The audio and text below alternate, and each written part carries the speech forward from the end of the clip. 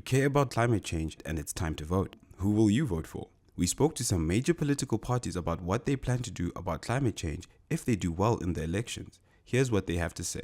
The most important thing that people are talking about is hunger and substance abuse in communities. But also, especially when you get into rural areas, and our leader, Songezo Zibi, he had this experience. He would go into a village and kind of be like, okay, well, why haven't you guys, last time I was here at this time of year, you had planted this and that. And the feedback that he was getting is, well, we weren't able to plant because things aren't growing, the seasons are shifting. So at a very, very granular level, people are experiencing the coal face of the climate crisis right now in their ability to maintain traditional patterns of agriculture. We want to approach this in a way that doesn't leave South Africans behind, but also doesn't leave behind South Africans' dream of a more developed society. And that's developed in very material terms, making sure that everyone has a decent standard of living, making sure that people have housing, and making sure that all of those things are done through a lens that involves a deep amount of sustainability going forward. We have to be working on disaster readiness and making sure that we have mechanisms in place and institutions that are able to effectively and timeously respond to the inevitable climate shocks that we've already seen in various disasters, from the KZN floods to near day zeros around the coast. I'm firmly of the opinion any politics that doesn't take the climate crisis seriously and do the intellectual work of figuring out how the hell we deal with it is a largely irrelevant politics in 2024.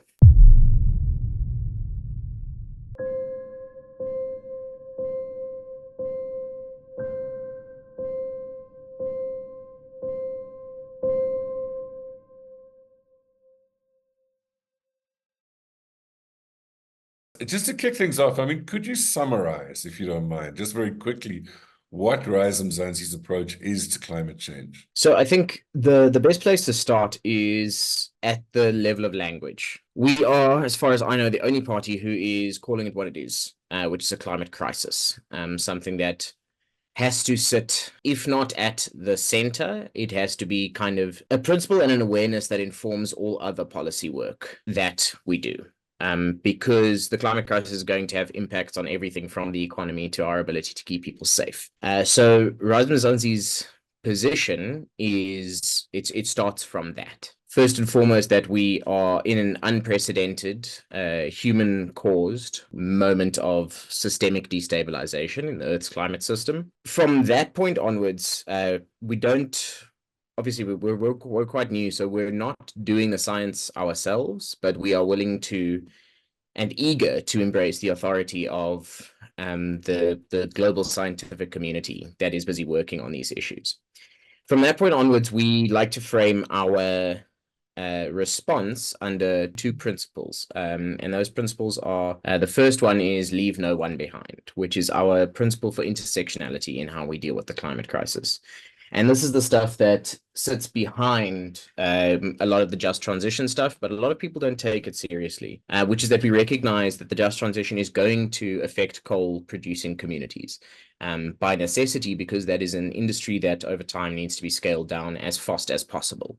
And that we don't want to leave these ghost towns where previously they were hotspots for coal mining. So that's the first principle, is we want to approach this in a way that doesn't leave South Africans behind, but also doesn't leave behind South Africans' dream of a more developed society. And that's developed in very material terms, making sure that everyone has a decent standard of living, making sure that people have housing, and making sure that all of those things are done through a lens that involves a deep amount of sustainability going forward. The second is that we want to focus on communities, and we want to help communities to mitigate the impacts of the climate crisis. Which from my perspective will involve quite a high degree of deep adaptation work. So not the very surface level adaptation that we're seeing coming from a lot of the watered down language in the international agreements, but the type of adaptation that allows long-term communities to establish themselves with adequate food and water supplies, and climate sensitive housing, greened environments that allow for specifically the northern part of our country, to make sure that we mitigate some of the urban heat that's going to become very, very killer in the coming future. And at the same time, we have to be working on disaster readiness and making sure that we have mechanisms in place and institutions that are able to effectively and timeously respond to the inevitable climate shocks that we've already seen in various disasters, from the KZN floods to near day zeros around the coast. And specifically, that speaks to something like Gauteng, which, just because of its very aging, very poorly maintained water infrastructure under the current governing party, is at the risk of, well, I don't even want to say at the risk of, is in the midst of an unfolding water crisis. So you can't see food insecurity and decrease. So largely, you can't see like the cost of living crisis as something separate from this unfolding climate crisis that we find ourselves in. But at the same time, you can only do so much nationally. And we have to do everything we can to aid the international community in responding to the climate crisis, which means bringing down emissions and envisioning what a post-carbon economy in South Africa could look like, and what are the first steps that we need to take from a policy perspective, and from very importantly from an education and conscientization perspective, to get us to a place where we're willing to, as a nation, take the necessary steps that we're kind of seeing as largely unavoidable, specifically because a lot of the trends in the climate science have been linear for a long time, but are starting to exponentialize in a very, very scary way. So as a young person involved in Rise, my whole reason for getting involved, or we like to say my reason to rise, is I rise for climate justice, I rise for food or food systems transformation broadly, and I rise to end the experience of gender-based violence and femicide in South Africa. And these are not separate links. We know that the climate crisis, from various research, turning back to the intersectionality lens, is going to impact women, children, and vulnerable communities more than it's going to impact anyone else in the country. So we take kind of we're still trying to find better language for this, but a kind of lowest common denominator approach is, if we solve for the needs of the most intersectionally vulnerable person, it becomes a type of policy wave that raises all boats, if it were. So that's a broad summary of how we take it, but it is up there amongst our 5 largest themes that we have to address, and it is beginning to inform all of the other policy work that we are doing. It's just something that I'm firmly of the opinion, any politics that doesn't take the climate crisis seriously and do the intellectual work of figuring out how the hell we deal with it, is a largely irrelevant politics in 2024. I mean, thanks for that, Mitchell. I mean, the one thing that strikes me is a lot of the conversations around the climate crisis and around climate change are alarmist. They're apocalyptic, right? The approach that Rise seems to have taken is to see this as an opportunity to reconfigure the economy, reconfigure society. Am I correct? I mean, is that an accurate way of describing it? And if I am, do you mind expanding on that a little bit?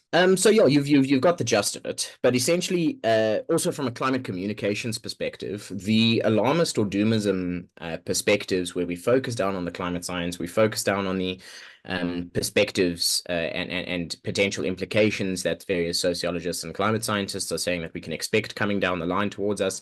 That type of fear-based motivational structure doesn't connect with a population who hasn't had the opportunity to be adequately educated on the reality of the situation. So we find it to be a much more pragmatic type of politics to focus on the opportunity that the climate crisis presents us. I think that it presents us with an almost unprecedented chance for shifting paradigms in how we think about development, how we think about what an economy is and what an economy should do, and also in terms of decolonial relations. This does offer us a paradigmatic shift in what it means to decolonize spaces and to decolonize institutions.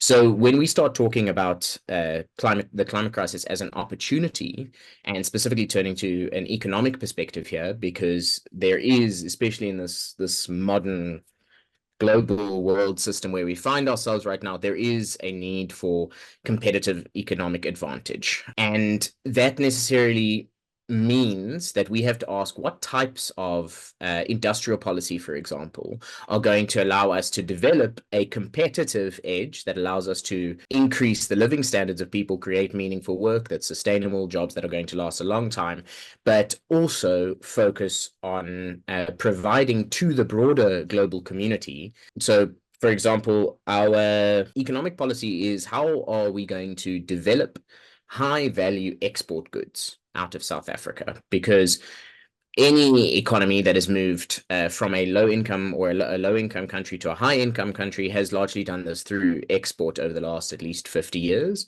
And it's export specifically focused on high value, complex technologies. And the climate crisis is increasingly calling for these types of technologies to be invented and to be envisioned.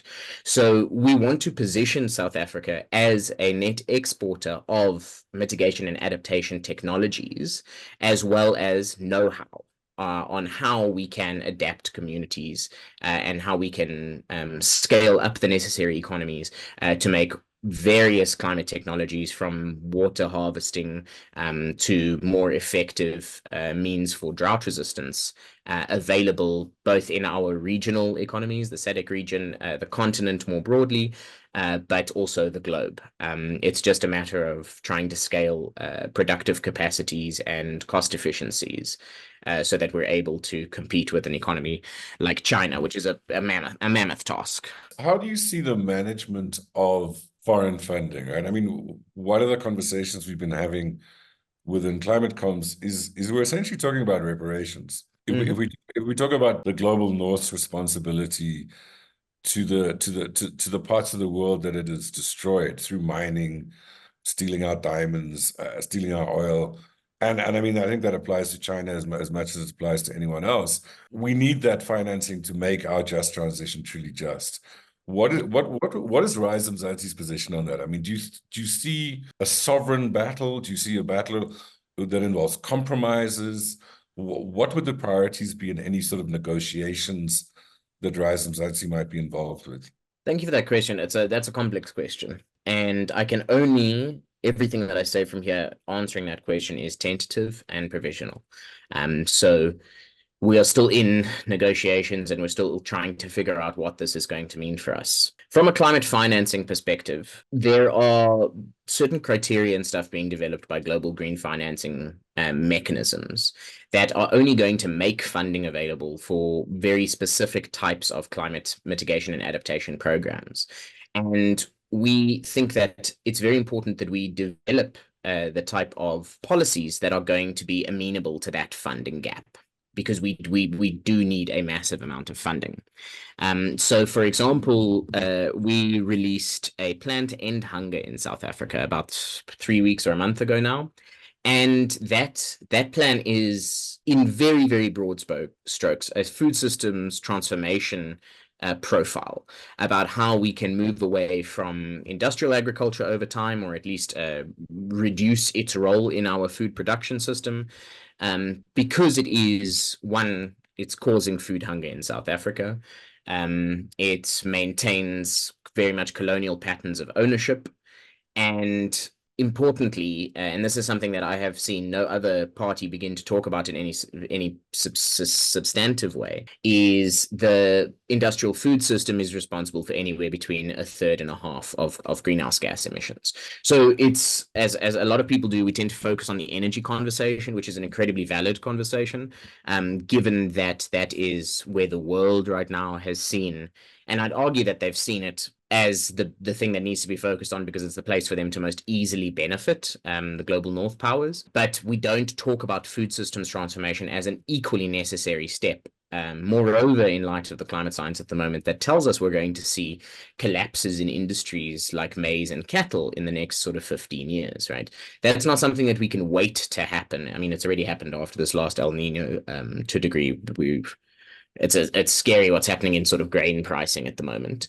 But that type of transformation, where we're trying to decentralize agriculture, where we're trying to create extension services that allow emerging farmers through programs of land redistribution and education, market linkages, services, and so forth, to effectively learn how to farm agroecologically, and how to manage water at a local scale, how to manage seed at a local scale, an incredibly important aspect of that debate. And that is where the type of negotiation stance has to come in. We are currently being massively prejudiced by, for example, the World Intellectual Property Organization, who tends to concentrate patent ownerships in the global north over things like seed. And these are indigenous seed varieties that have been patented by global north companies.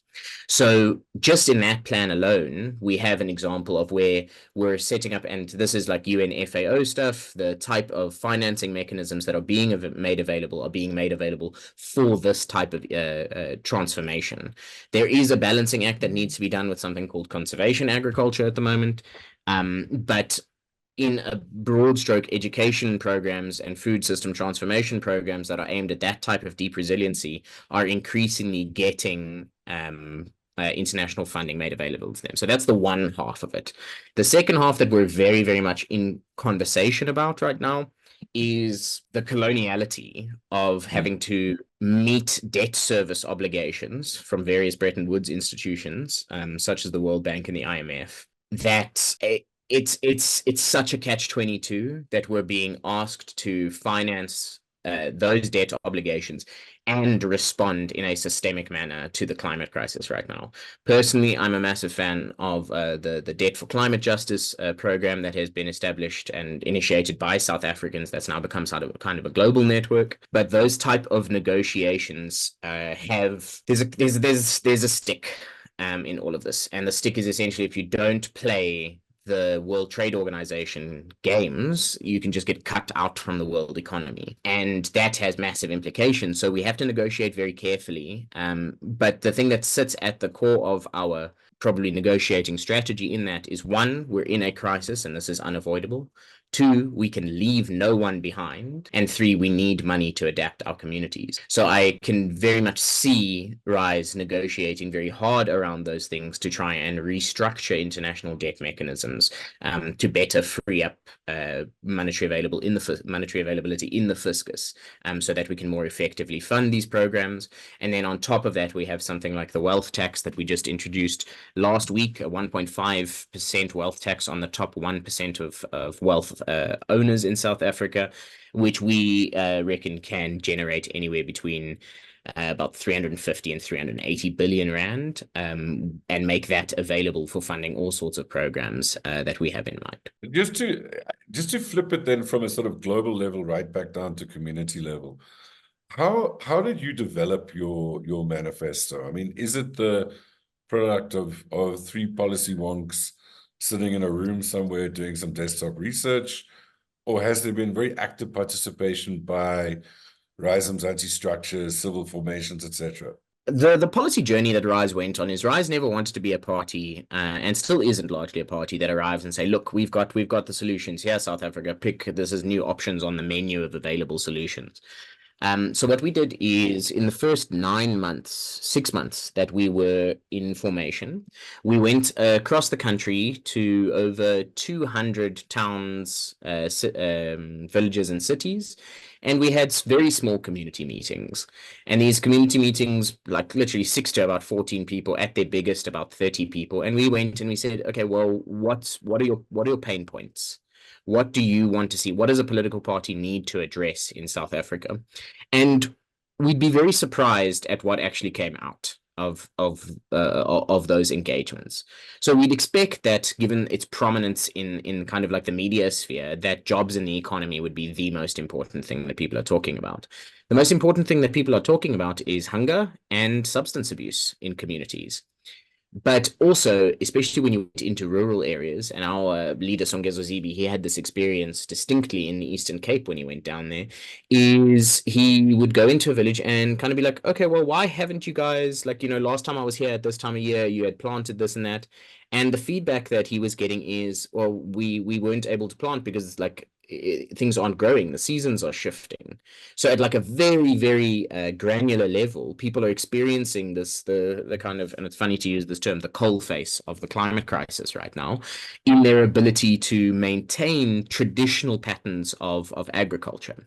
So After doing that, after those 200 odd meetings, we got 5,000 people together over 3 days at the People's Convention in November of last year, October, November of last year. And we had distilled kind of 5 thematic areas out of those 200 engagements. And we sat for 3 days and we had much longer sessions with all of those attendees on each of those. And one of them was the climate crisis, environmental concerns more generally. And it was out of there that across all of those 5 areas, we got the points that we ended up articulating into our manifesto. And were you surprised by that, Mitchell? was I surprised by it? By the fact that climate comes through so strongly, because I agree with you, right? And I think that it's obvious, and yet most of the other political parties seem to have missed the point. Their framing is very much jobs as an issue, energy as an issue. There isn't really the integration that you're talking about. And that's why I'm asking whether you were surprised at how that integration was happening within communities, never mind within political parties. I wasn't surprised by it, because one of the first conversations, and this is just the nature of small talk that you have with people, is, oh yeah, how's this weather doing, right? And especially in Gauteng at the moment, it's 29 degrees today. It was 30 degrees yesterday in Johannesburg. It's so obviously apparent that there is at least something wacky happening with the weather, right? People don't have the educational backgrounds to connect that up to the systemic level. Some people do, but some people don't. But it largely comes down to, yeah, this climate thing, right? It's happening. People are aware that it's happening. So I wasn't surprised by it. But what I am consistently surprised by is this persistent idea that climate politics is not popular politics.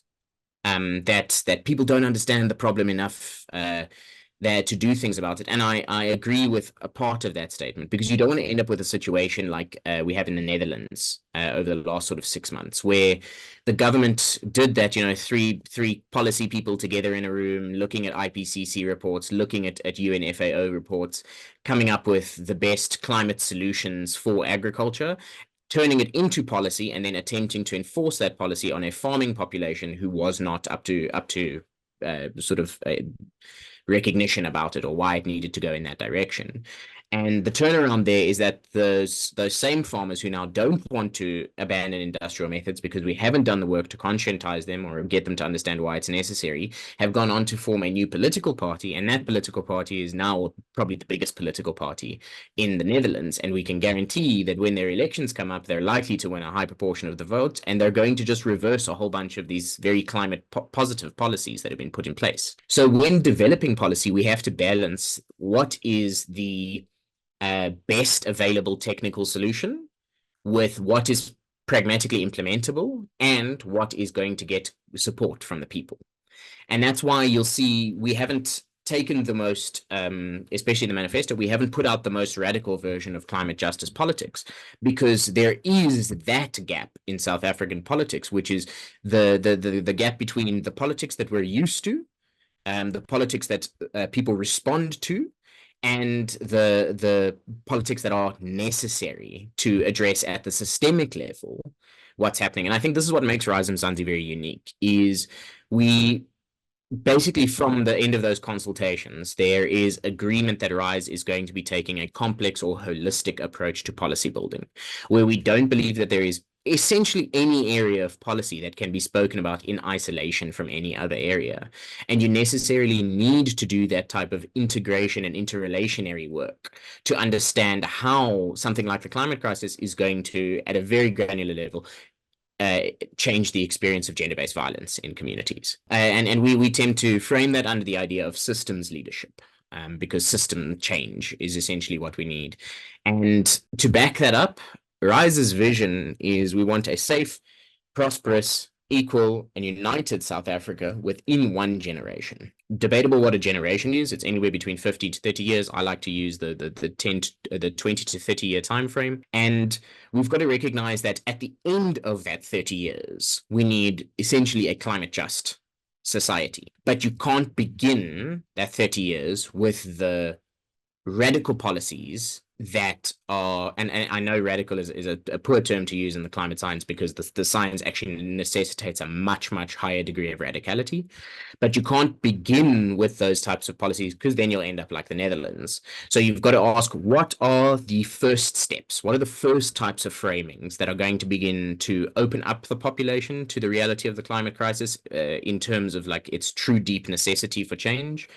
And start laying the groundwork for what a climate just future can look like. And I think that's where our food policy becomes something very important. A climate just food system is going to be a food sovereign system. It's going to be a much more decentralized food system. It's going to be a seed sovereign system.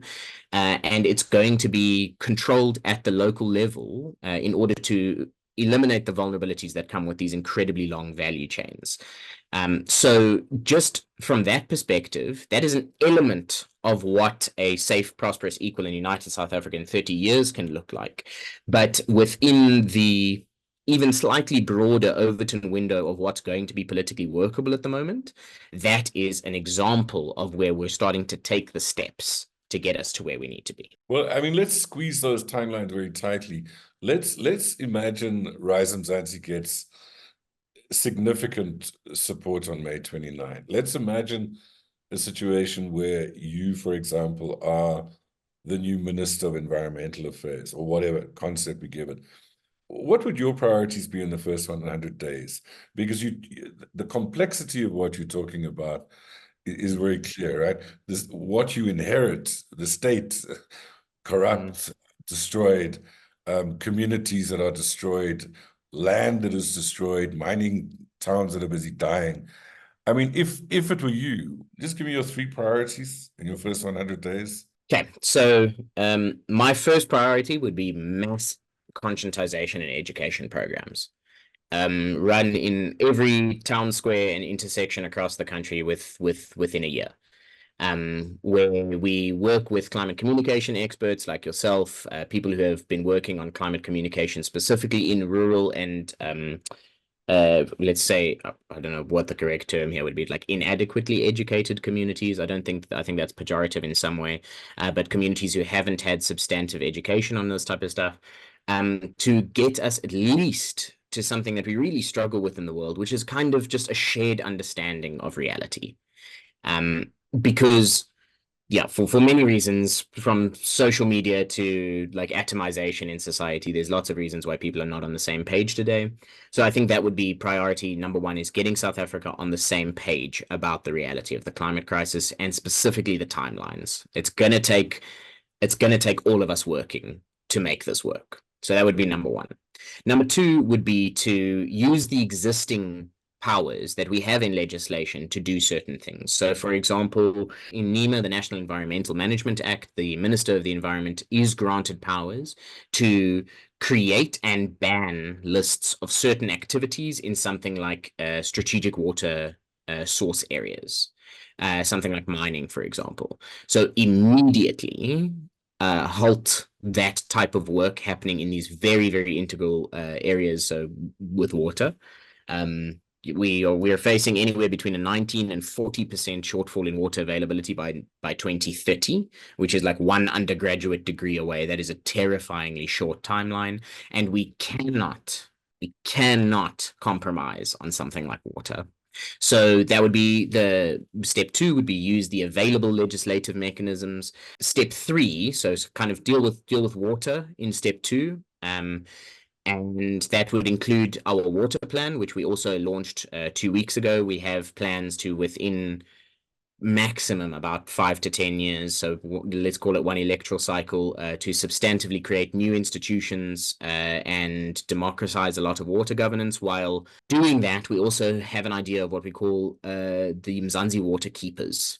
And it's essentially a military, paramilitary unit that uses the engineering capacities and labor capacity of the SANDF, supported by recruiting plans and employment plans specifically aimed at young people, to create a force of people whose job it is literally to go provide the labor source for laying new pipelines, replacing existing pipelines, doing the maintenance work and replacement work, refurbishment work on water treatment works and wastewater treatment works, And we also have a couple of extra tax mechanisms to generate the income that we'll need to do those types of things. So that would be step 2. And then step 3, which is difficult to do within the first 100 days, is really move quickly on our approach to land redistribution and land expropriation, which is we have to put land back into the ownership of the majority of the people of this country, or at least under the curatorship thereof. And that means that we have to do a land survey quite quickly to understand where the land is, where the usable land is, what land the government has,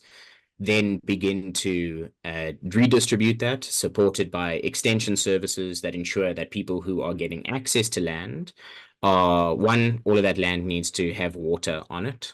So if it's incredibly rural and it's in a water scarce area, it's going to be using new water harvesting technologies like water panels, for example, or fog harvesting nets to make water availability there with supported by water storage infrastructure. Or it's going to be in peri-urban areas, just making sure that we have piping, again, something that the Mzansi waterkeepers can do to get piped water onto stands and in people's houses. And then we have the services that are about giving people access to education on how to farm agroecologically, how to compost in communities, how to mulch, how to intercrop, and very importantly, how to set up community seed banks and community level seed management schemes. So food and water, for me, I see those as the biggest things that we need to focus on incredibly urgently. Like we cannot wait on those things. And they are specifically something like water is actually not that controversial unless you're a massive like water company. A lot of people understand that water is fundamental to life. It's built into basically all of our religious structures, from African traditional through to Christianity. So there is a recognition that water is something that is sacred and something that we have to protect and keep, not just for us as humans, even though within the human community, both today and in the sort of like long duration thing, making sure our grandkids, kids have water, but also recognizing that we have such things as ecological minimums in South Africa. It's part of our National Water Act. We do have a maximum amount of water that we can abstract from water sources in order to maintain the amount that the environment needs. Because at the bottom of all of this, and this would form part of that first step, which is the education and conscientization programs, is deconstructing this very, very Western dichotomy between society and nature. We're not fundamentally separate. We are interconnected with the world. And this is something that is very well understood from an African knowledge perspective, an indigenous knowledge perspective. It just needs, we need to do the conceptual decolonization work of just being like, no, the way that people here have understood their relationship with the land is not stupid, it's not irrational, and it's not invalid. It's actually very, very important and offers us a really substantive conceptual and spiritual tool for changing the way that we engage with the environment. And that starts setting the long-term groundwork, because ultimately we have to look at our patterns of consumption and production in relation to the world. Mitchell, thank you, man. I've appreciated this. I enjoyed this. Thank you. All the best. Eh? All the best for May 29. Yeah, there's fingers crossed for 29 May.